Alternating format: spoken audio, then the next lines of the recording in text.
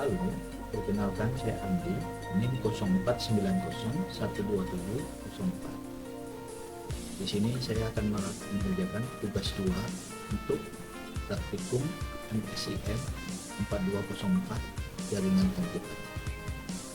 Kita diminta untuk menjelaskan perintah-perintah pada command prompt. Oke, ini buka dulu untuk command prompt-nya.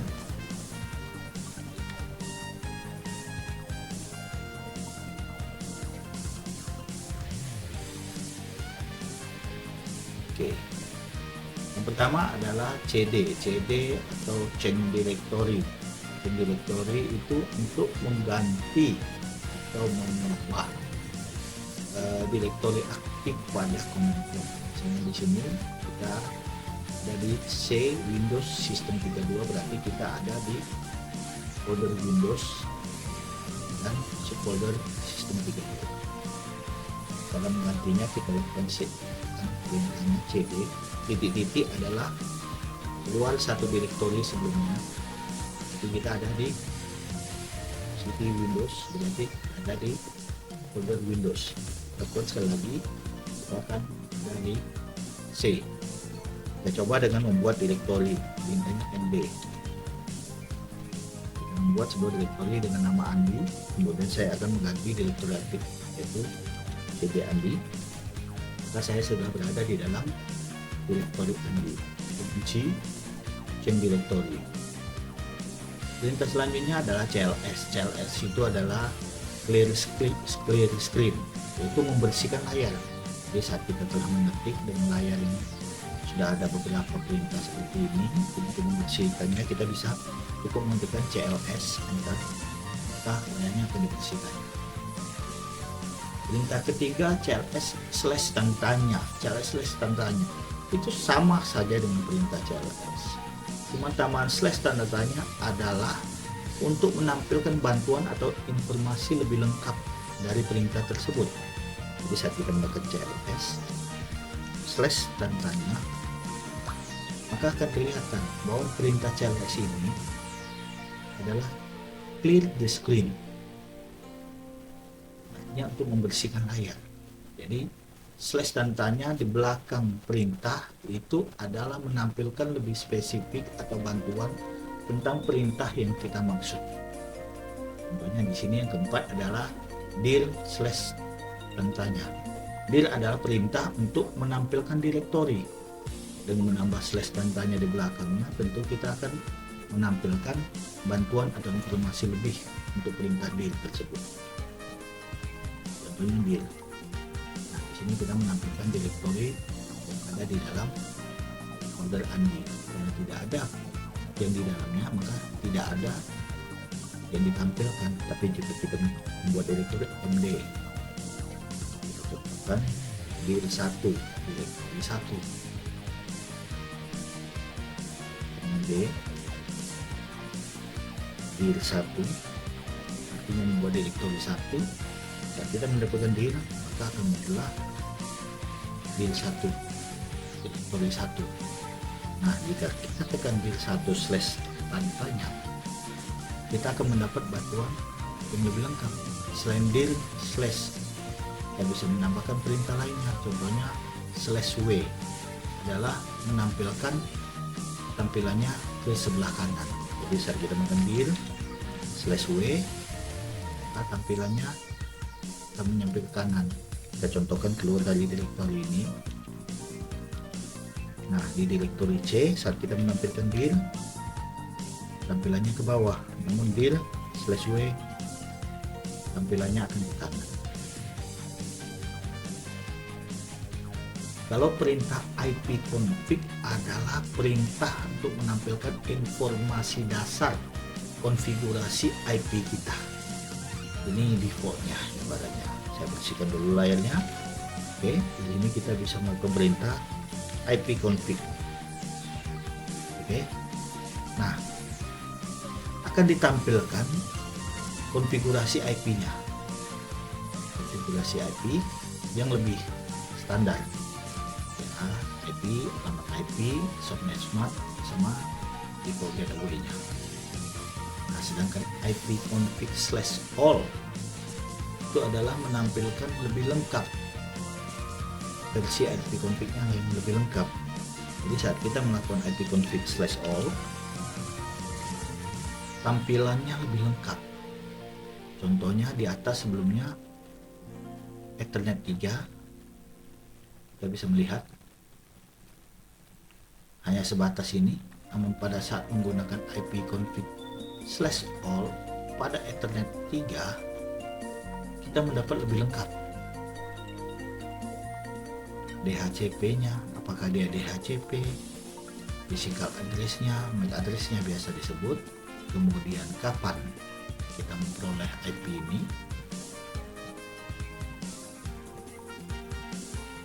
semua ditampilkan lebih lengkap. Lintas selanjutnya ipconfig/tandanya sama seperti tadi. Pada saat CLS, dir, /tandanya di belakang perintah itu adalah menampilkan bantuan atau informasi lebih lengkap lagi dari perintah yang akan dijalankan. Jadi pada saat ipconfig/tanda tanya kita tekan, itu akan muncul. ipconfig itu bisa dikombinasikan dengan perintah apa aja. Seperti tadi, /all, release 6, renew, plus DNS, semua bisa kita gunakan. Dan yang tadi telah kita gunakan yaitu tadi ipconfig/all. Nah, beserta penjelasannya ada di sini. Contohnya, ini adalah ipconfig release. ipconfig release di sini menjelaskan release the IP version 4 address. Artinya kita melepaskan alamat IP yang saat ini terhubung dengan komputer kita. Di sini dapat dilihat pada Ethernet 3, IP yang kita gunakan adalah 192.168.40.9. Didapatkan jam 2:39. Oke, saat ini jam 3:53. Nah, kita akan melakukan IP release. ipconfig/release. Oke. Dengan melakukan hal ini, kita dapat melihat Ethernet adapter 3 kita kehilangan IP address-nya. Namun untuk memanggilnya kembali, kita dapat melakukan ipconfig renew, yaitu sebuah perintah untuk meminta alamat IP baru. Jika menggunakan DHCP, biasanya kita mendapat IP baru. Nah, karena kebetulan saya menggunakan MikroTik dan alamat IP saya sudah terdaftar sesuai dengan MAC address-nya. Jadi pada saat saya melakukan ipconfig renew, oke, kita mendapat IP baru. Kita akan melakukan kembali, dan pada Ethernet 3 saya mendapatkan IP yang sama karena sudah terkonfigurasi di MikroTik saya. Saya tetap mendapatkan 192.168.40.9.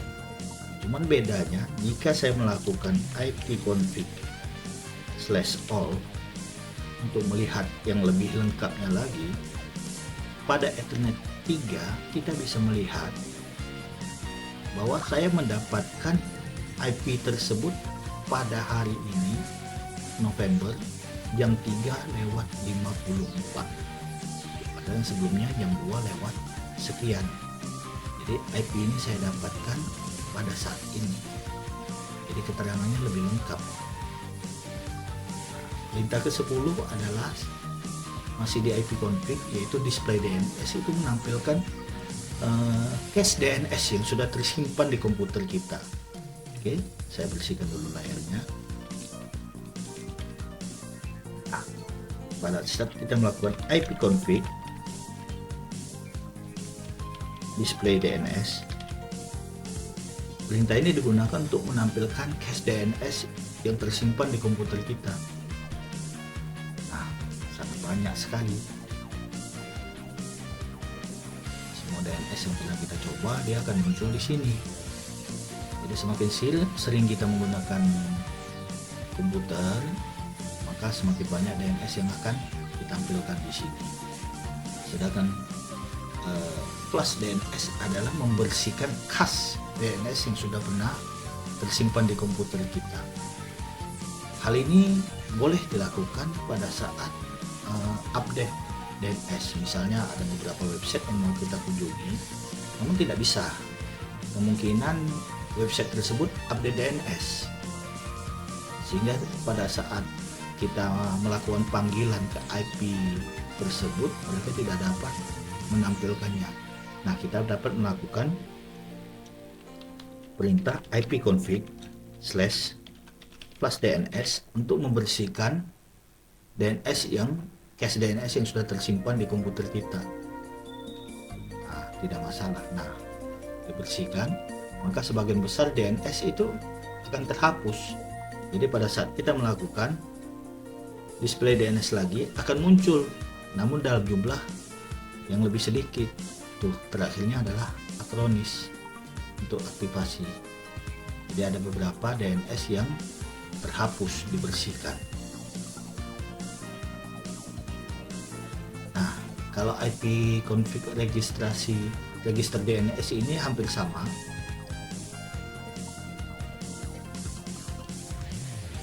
Cuma rata-rata komputer kita sudah meregistrasikan DNS secara otomatis.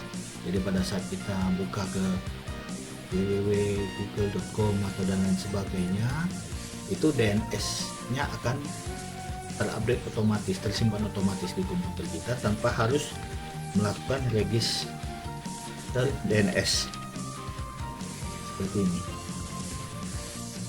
Nah, jadi tidak ada yang perlu dilakukan sebenarnya. Sedangkan perintah ping itu adalah mengirimkan paket ke DNS atau IP tujuan kita. Biasanya itu dilakukan untuk mengecek apakah perangkat kita itu terhubung atau tidak ke alamat yang kita tuju. Contohnya kita melakukan ping ke detik.com. Nah, komputer kita akan mengirimkan paket atau data ke IP pada detik.com tersebut, dan jika hubungan antara komputer kita ke alamat yang kita tuju terhubung, maka akan ada reply dari IP tersebut. Oke, saya bersihkan dulu. NetStat ini kepanjangannya adalah dari network statistik. Jadi kita untuk melakukan tampilan statistik pada jaringan kita. Jadi kita menampilkan jaringan daftar koneksi yang aktif pada perangkat kita saat ini.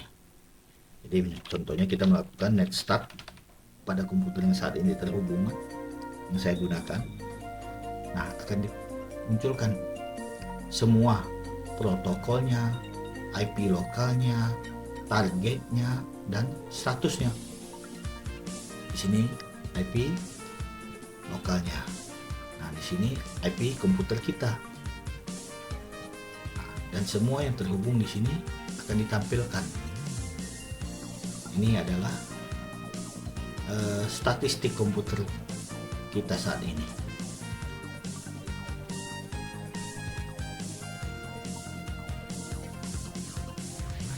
Tampil semua.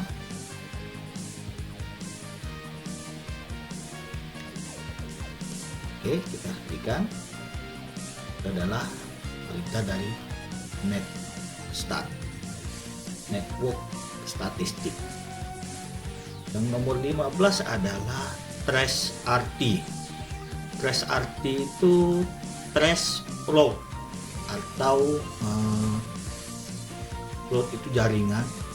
Jadi trace itu melacak, tujuannya itu untuk melacak jaringan, melacak jalur atau rute yang ditempuh dari komputer kita ke alamat IP atau domain tertentu. Contohnya kita tetap gunakan detik.com, oke, trace RT, kemudian akan kita trace artinya melacak jaringannya ke detik.com. Kita gunakan detik.com aja biar konsisten. Nah,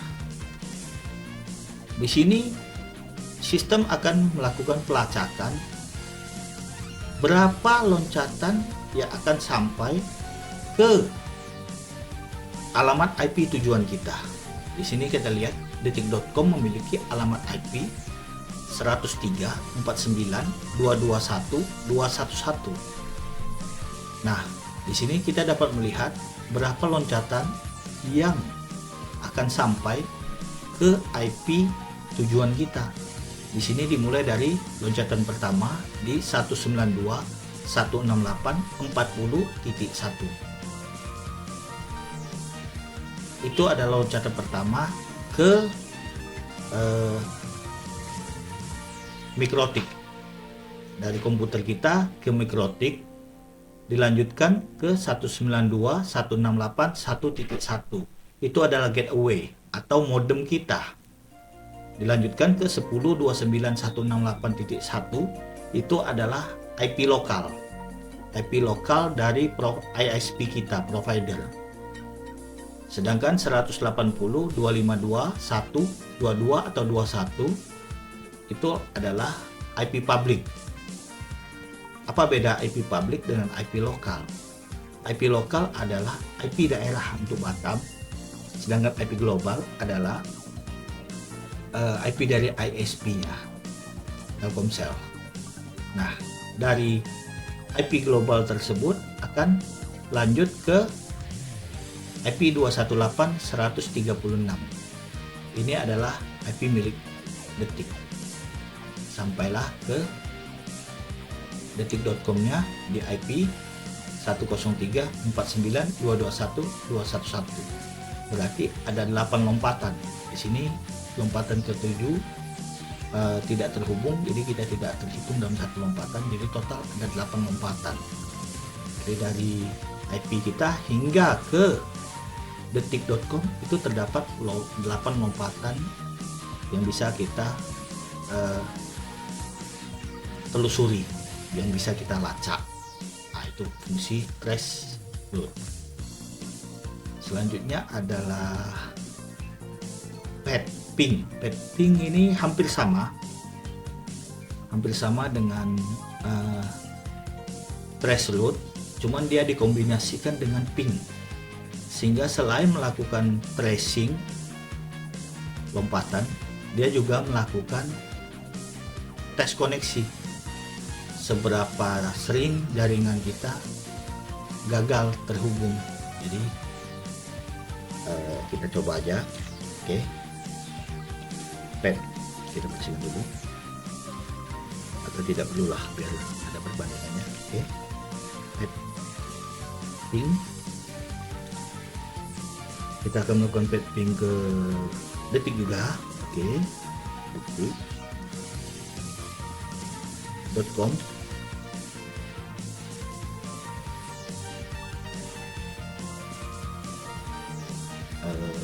Kita berikan waktu waiting time-nya 30 milisecond.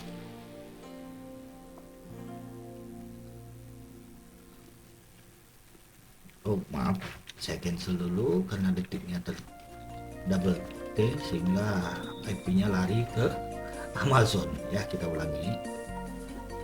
Oke, nah ke detik alamat IP-nya masih sama, masih di 03190, cuman bedanya di yang tengah. Nah, lompatannya akan dihitung mulai dari komputer kita sampai ke sana. Dia akan melakukan hitungan statistik selama 75 detik. Jadi kita tunggu saja. Nanti akan ditampilkan statistik berapa kali kiriman di antara lompatan-lompatan ini, karena dikombinasikan dengan ping yang sebelumnya saya sebutkan. Ya, Ping itu mengirimkan paket data ke alamat IP yang kita tuju atau domain yang kita tuju untuk mengecek apakah perangkat atau server tersebut merespon. Jadi kalau ada responnya yang terputus atau tidak ada balasan, ya nanti akan dihitung statistiknya di sini selama 75 detik. Jadi kita tunggu saja.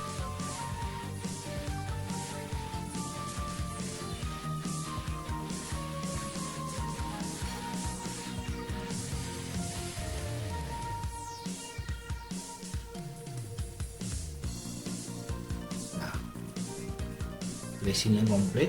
Di sini kita lihat semua ada kirimannya seberapa, apakah ada yang loss. Misalnya di sini terdapat 1 kali loss 1%, jadi dia gabungan antara trace dan ping. Jadi kita bisa lihat trace-nya kemana saja, kemudian pingnya melihat seberapa tinggi resiko paket loss. Oke, selanjutnya adalah NS lookup. NS lookup, saya bersihkan layar dulu. NS lookup adalah name server lookup atau mencari nama server. Jadi kita bisa mencari nama server dari sebuah alamat IP ataupun sebaliknya.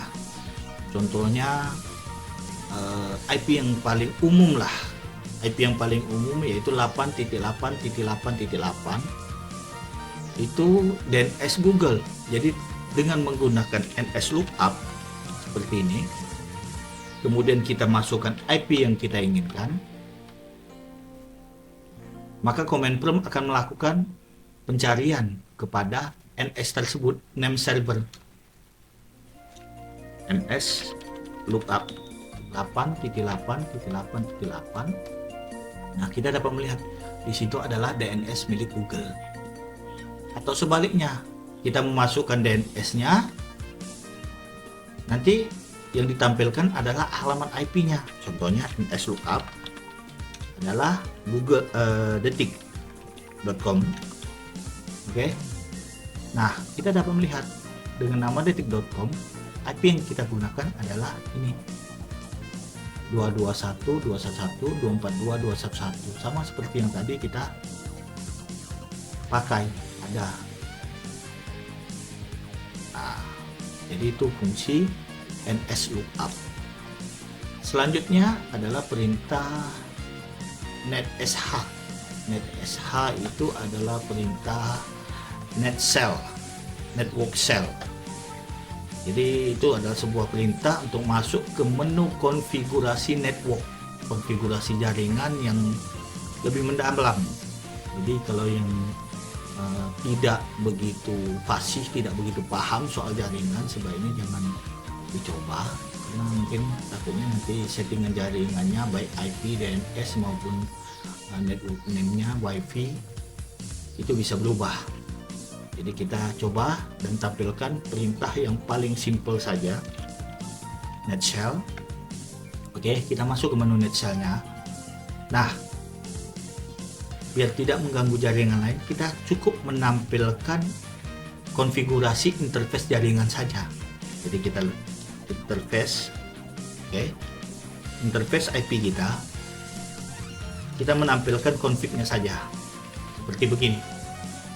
Nah, di sini dapat dilihat IP yang ada di jaringan kita apa-apa saja, konfigurasinya apa-apa saja, registernya akan ditampilkan secara lengkap di sini. Tapi bagi yang tidak mengerti, sebaiknya jangan diedit dulu. Nah, untuk keluar dari menu ini kita cukup tekan Ctrl C pada keyboard kita. Nah, kita keluar dari menu tersebut. Oke, kita bersihkan kembali layarnya. Perintah selanjutnya adalah root. Root ini menampilkan atau mengubah tabel routing yang ada di komputer. Oke. Di sini kita tampilkan tabel routing kita miliki. Root, kemudian kita print aja apa yang mau kita tampilkan. Kita coba dengan /4. Oke, kenapa /4? Cukup menampilkan IP konfigurasi untuk versi 4 saja, karena saya tidak memiliki versi 6 IP-nya. Bentar, typo ada config N di sini ya. Nah di sini, dapat kita lihat tampilannya, interface yang saya miliki apa saja. Di sini targetnya, gateway-nya, interface-nya, netmask-nya semua akan ditampilkan secara lengkap di sini. Yang terakhir adalah perintah net. Perintah ini adalah digunakan untuk perintah multifungsi. Perintah multifungsi yang digunakan untuk konfigurasi jaringan ataupun perintah sistem juga bisa, untuk jaringan juga bisa. Contohnya kita pakai untuk sistem lah, misalnya menambah user. Oke, pertama kita bersihkan layar. Oke, saya zoom. Oke, kita perintah net, kemudian kita contohkan untuk user. Oke, dan menampilkan user, kemudian show.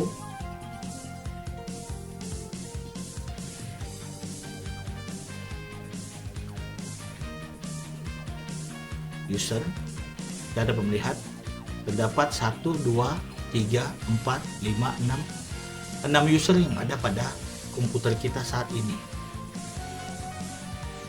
Oke, kemudian kita akan menambahkan user baru dengan perintah sama, net user Andi, kemudian passwordnya 12345, dan kita akan melakukan add.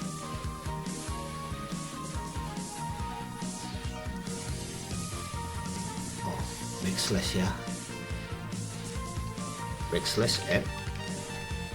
Nah, di sini kita lihat perintahnya berjalan berhasil, dan saat kita menampilkan net user, kita dapat melihat terdapat user baru di sini 1, 2, 3, 4, 5, 6 dan 7. Sekarang total ada 7 user pada komputer kita. Dan jika kita ingin menghapus user tersebut, kita cukup melakukan perintah net user, nama usernya, kemudian kita delete.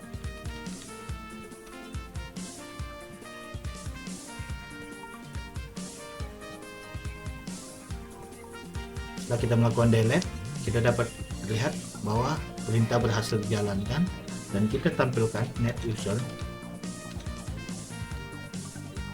Nah, dapat dilihat user Andi sudah tidak ada lagi karena sudah kita hapus. Nah, itulah 20 perintah yang ada di command prompt.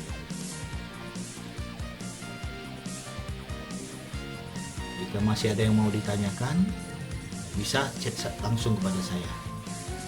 Terima kasih.